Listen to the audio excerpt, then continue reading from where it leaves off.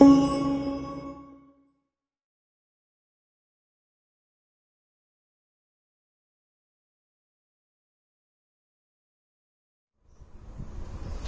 Students, अब देखिए biotechnology में रिकॉम्बिनेंट डीएनए बनाने के बाद यानी कि जो कोहेन एंड बॉयर साहब का जो मतलब एक्सपेरिमेंट था, जो कोहेन एंड बॉयर साहब का जो कंट्रीब्यूशन था रिकॉम्बिनेंट डीएनए बनाने के बाद, हम लोग और डिटेल से सबको बारी बारी से जानेंगे।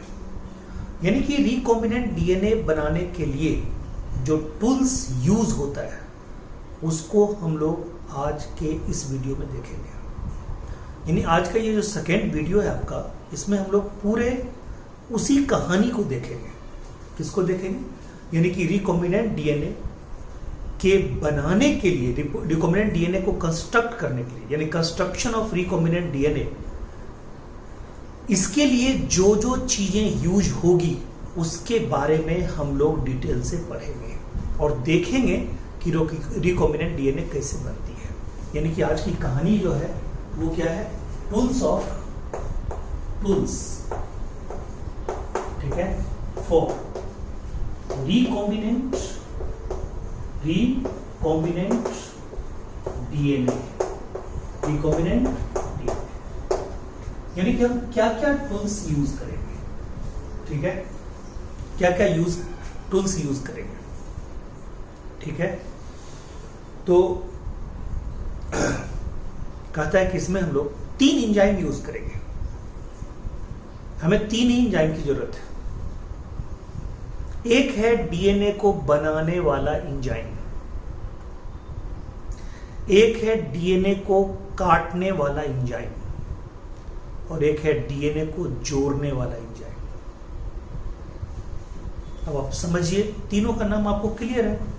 यानी कि टूल्स में पहला जो नाम लेते हैं वो लेते हैं डीएनए को, ठीक है, काटने वाला एंजाइम, ठीक है, that is called restriction enzyme.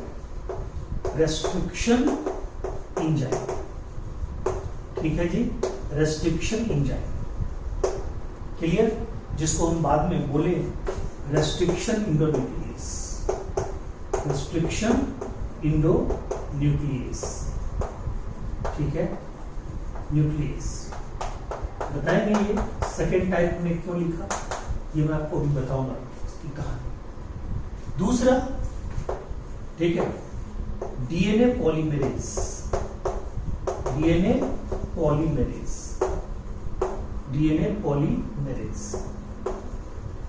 ठीक है। तीसरा, ठीक है, डीएनए लाइगेज।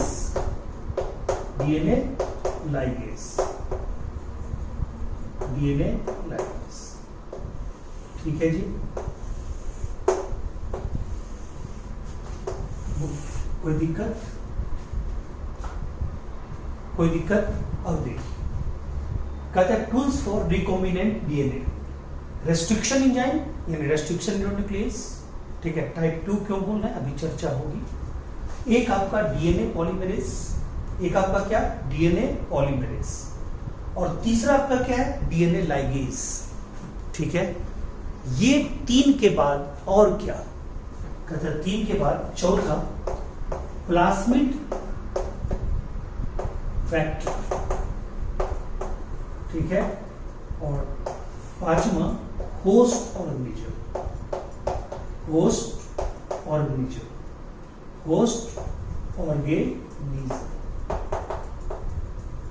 ठीक है, होस्ट ऑर्गेनिज्म, ठीक है। यानी कि एक हो गया आपका, ठीक है, वेक्टर, यानी कि वेक्टर ऑर्गेनिज्म, यानी कि वेक्टर, ठीक है, और एक आपका क्या हो गया, होस्ट, ठीक है। ये याद रखिए, ठीक है, क्लियर है पॉइंट, ठीक है। तो ऐसे भी लिख सकते हैं वेक्टर फॉर प्लास्मिड, ठीक है, प्लास्मिड वेक्टर, क्लियर है पॉइंट। तो ये आपको जरूरी है, ये 5 चीजें जरूरी है किसके लिए, रिकॉम्बिनेंट डीएनए के बनने के लिए। इसमें सबसे पहला हम लोग देखेंगे इसकी कहानी देखेंगे, ठीक है, इसकी कहानी हम लोग देखने जा रहे हैं। क्या है इसकी कहानी भाई? इसकी कहानी है, बहुत तगड़ी कहानी है। 1963 में, ठीक है, 1963 में, ठीक है, दो साइंटिस्ट नाथन, ठीक है, एंड स्मिथ, ठीक है, नाथन एंड स्मिथ की कहानी है, ठीक है। कहता है इन्होंने देखा, इन्होंने क्या देखा? ये ई कोलाई पे एक्सपेरिमेंट कर रहे थे। एक्सपेरिमेंटल मटेरियल क्या था? इन दोनों का एक्सपेरिमेंटल मटेरियल क्या था? एक्सपेरिमेंटल मटेरियल क्या था डियर? एक्सपेरिमेंटल मटेरियल जो था, ठीक है, वो था, ठीक है, एक्सपेरिमेंटल मटेरियल जो था वो था ई कोलाई। क्या था? ई कोलाई, ठीक है, एक्सपेरिमेंटल मटेरियल था ई कोलाई। इन्होंने देखा कि ई कोलाई के अंदर बैक्टीरियोफाज से बचने के लिए, ठीक है, बैक्टीरियोफाज के इन्फेक्शन के बाद ई कोलाई में दो एंजाइम सेक्रीट होते हैं, ठीक है, ई कोलाई में, ठीक है, to protect after infection, after infection of bacteriophage, bacteriophage, ठीक है, टू प्रोटेक्ट फ्रॉम,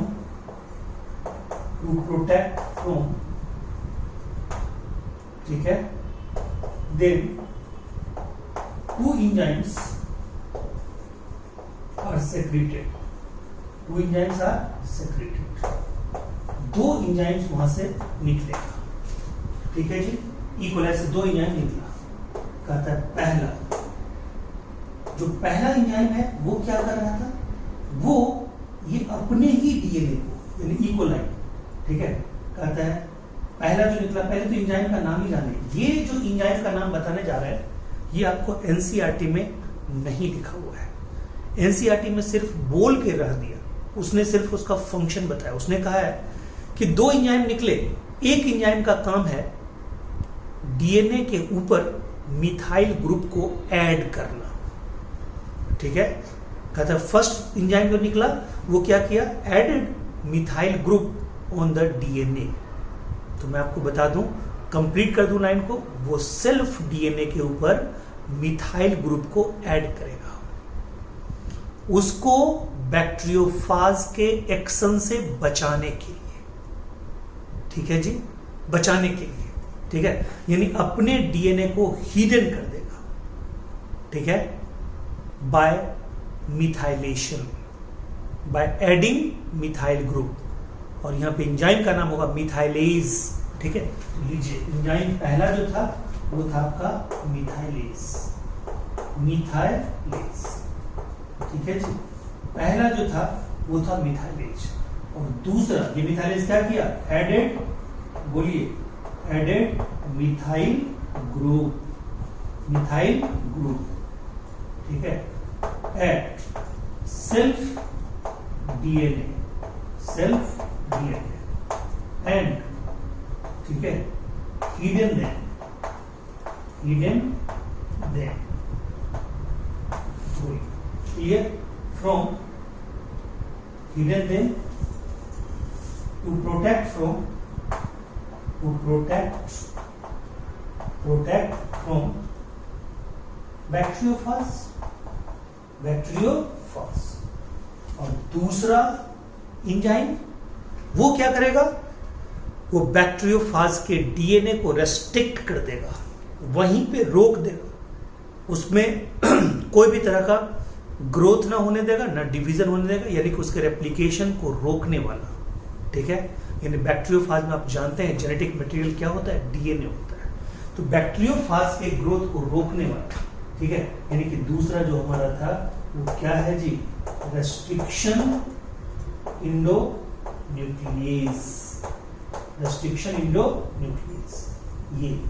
ये जो दूसरा हमारा है वो है रेस्ट्रिक्शन इंडो न्यूक्लियस, और पहला हमारा ये है, दूसरा ये है, रेस्ट्रिक्शन न्यूक्लियस, ये क्या, टू, ठीक है, restrict, to restrict the growth of, ठीक है, growth and replication process of, replication process of, क्या बोलिएगा, replication process of bacteriophage DNA, bacteriophage DNA. हम और आप अच्छी तरह जानते हैं कि बैक्टीरियोफाज में जो जेनेटिक मटेरियल होता है वो क्या होता है, डीएनए ही होता है। बैक्टीरियोफाज में जेनेटिक मटेरियल क्या होता है, डीएनए होता है। तो बैक्टीरियोफाज के डीएनए के रेप्लिकेशन को रोकने के लिए उसको पूरी तरह रेस्ट्रिक्ट कर दिया अपनी जगह पे, ठीक है, कोई एक्टिविटी उसमें होने नहीं दिया। ये भी काम है किसका, रेस्ट्रिक्शन, इसको काट दिया, ठीक है। कहता है इसकी जब डिटेल स्टडी किया गया, ठीक है, किसकी, रेस्ट्रिक्शन न्यूक्लियस की, ठीक है, मैं इसको मिटा दूं, मैं इसको मिटा दूं।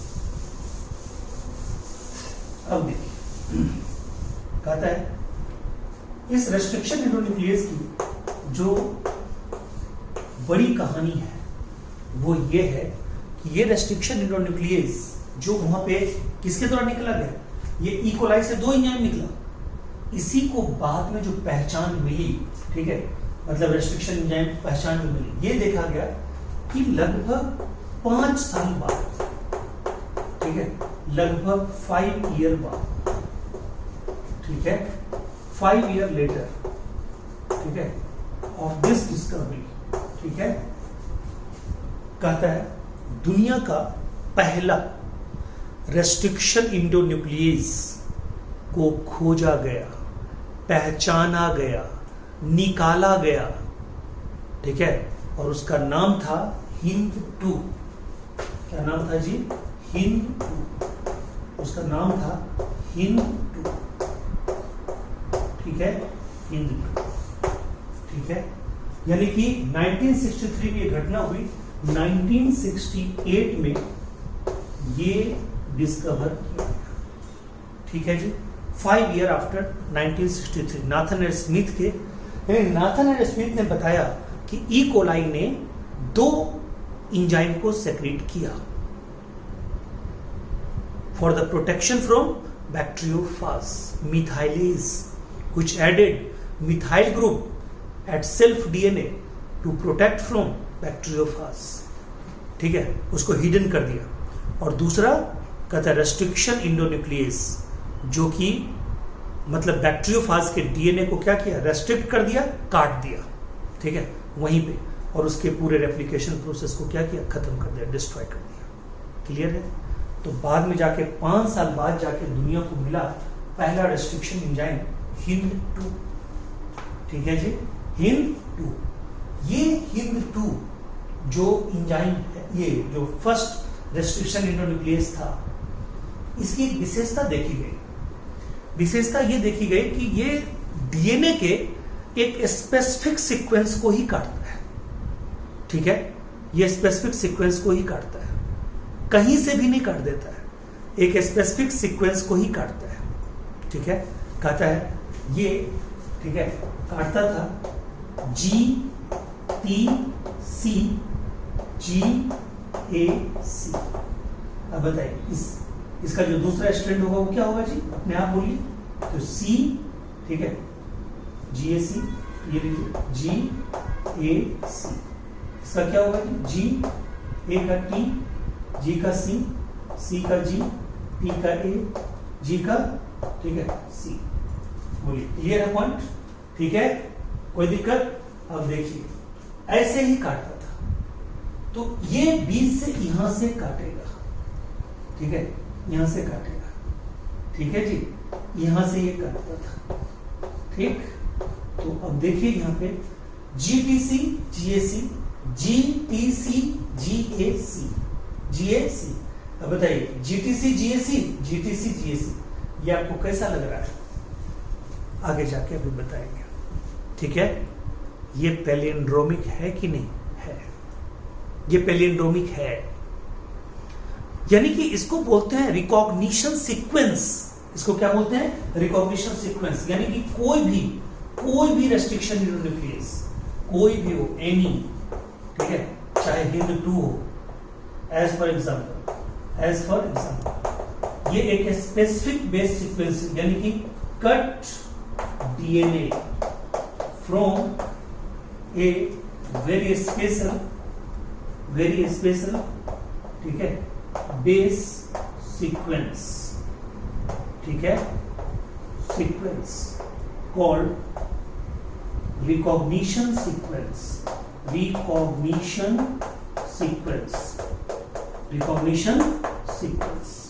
उसको बोलते हैं रिकॉग्निशन सीक्वेंस।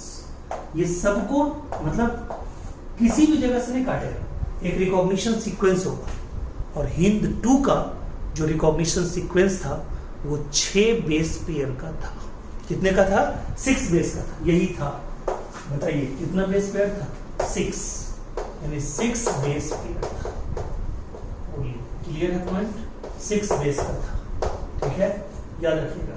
1 2 3 4 5 6 बेस पेयर, ठीक है जी। 6 बेस पेयर का था HindII। बोलिए यहां कोई दिक्कत है? ये तो पहला निकला हुआ, पहला रिकॉग्नाइज किया हुआ, पहला पहचान किया हुआ, पहला डिस्कवर किया हुआ रेस्ट्रिक्शन एंजाइम था। प्रेजेंट में लगभग 900, प्रेजेंट में कितना?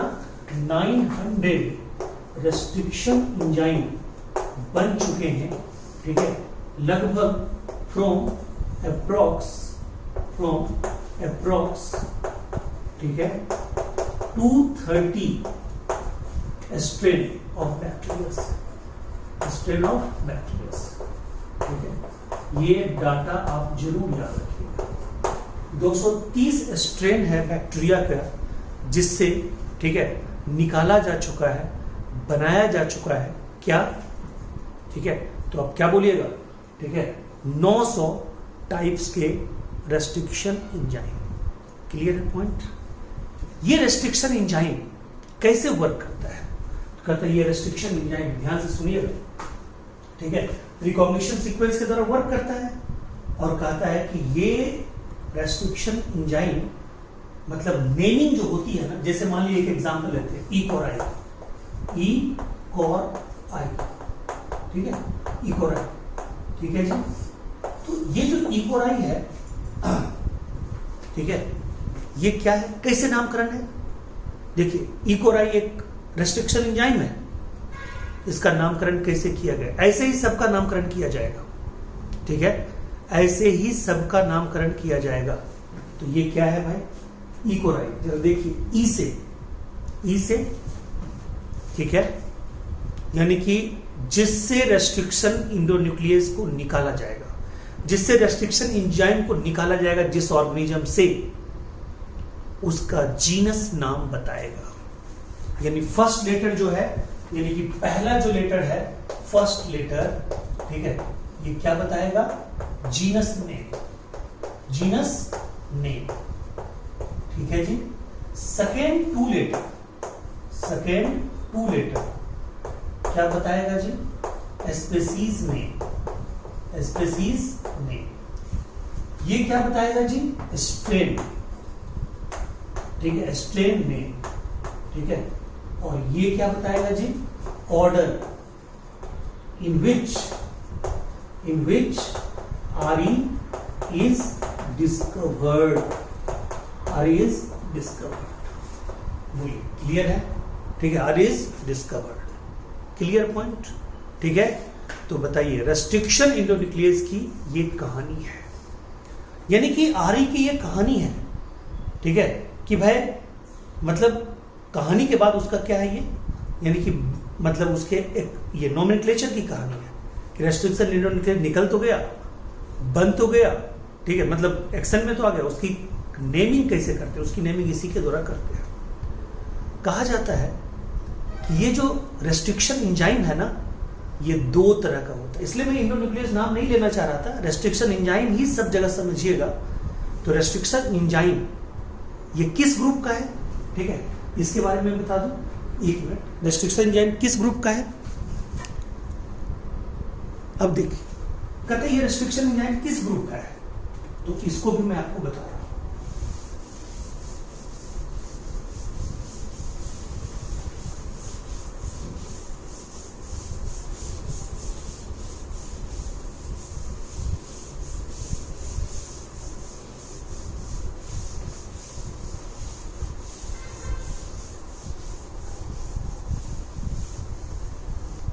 अब देखिए, कहता है ये रेस्ट्रिक्शन एंजाइम किस ग्रुप का है? कहता है ये रेस्ट्रिक्शन एंजाइम जो है, ठीक है, ये न्यूक्लियस ग्रुप का एंजाइम है। किस ग्रुप का एंजाइम है? न्यूक्लियस ग्रुप का enzyme. Restriction enzyme is a member of nucleus group of enzyme. ठीक है जी, ये दो तरह का होता है, ठीक है, एक्सोन्यूक्लियस, ठीक है, और इंडोन्यूक्लियस।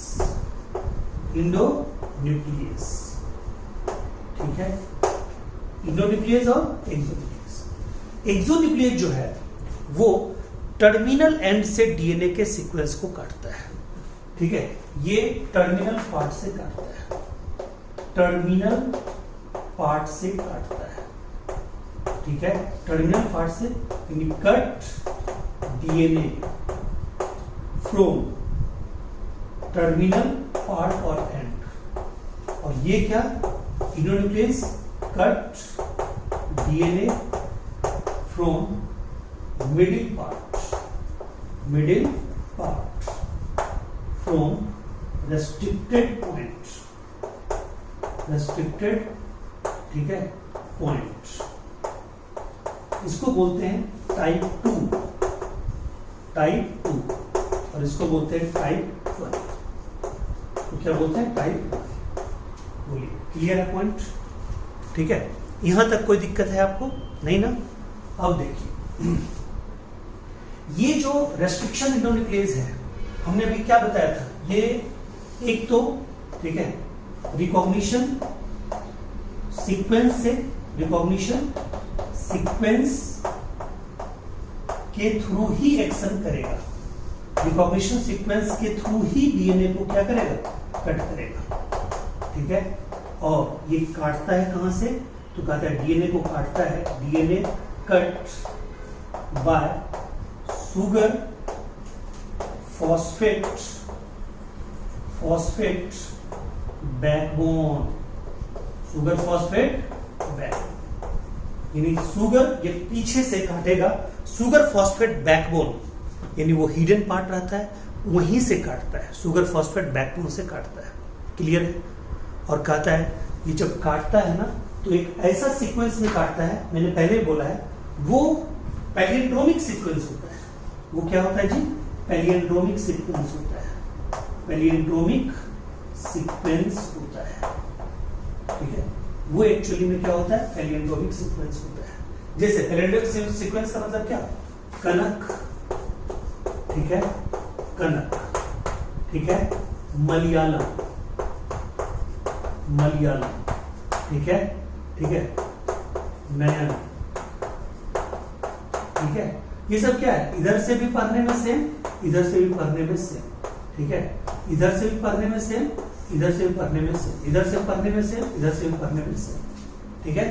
तो इस सीक्वेंस में ऐसे काटता है, ठीक है, वैसे पार्टिकुलर डीएनए सीक्वेंस को काटता है जो क्या हो? पैलियंड्रोमिक डीएनए हो, यानी पैलियंड्रोमिक डीएनए पे एक पार्टिकुलर रिकॉग्निशन सीक्वेंस के साथ ये डीएनए को काटता है, ठीक है। और ये जानिए, जितने तरह के रेस्ट्रिक्शन एंजाइम होंगे उन सब का अलग अलग रिकॉग्निशन सीक्वेंस होगा, यानी ये नहीं होगा कि एक एंजाइम ही कई डीएनए को काट दे, नो।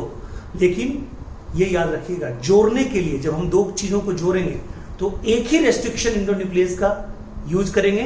वो अगर 6 का काट रहा है उधर, इधर भी 6 का ही काटेगा। उधर 6 का काट के हटाएंगे और इधर 6 का काट के जगह खाली करेंगे, तब तो उसको जोड़ेंगे।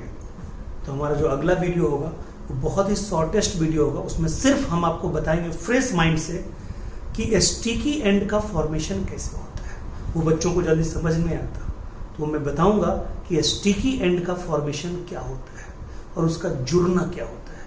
वो मात्र 10 मिनट का होगा, 15 मिनट का होगा maximum. Okay, thank you so much, take care, मिलते हैं अगले वीडियो में। ओके।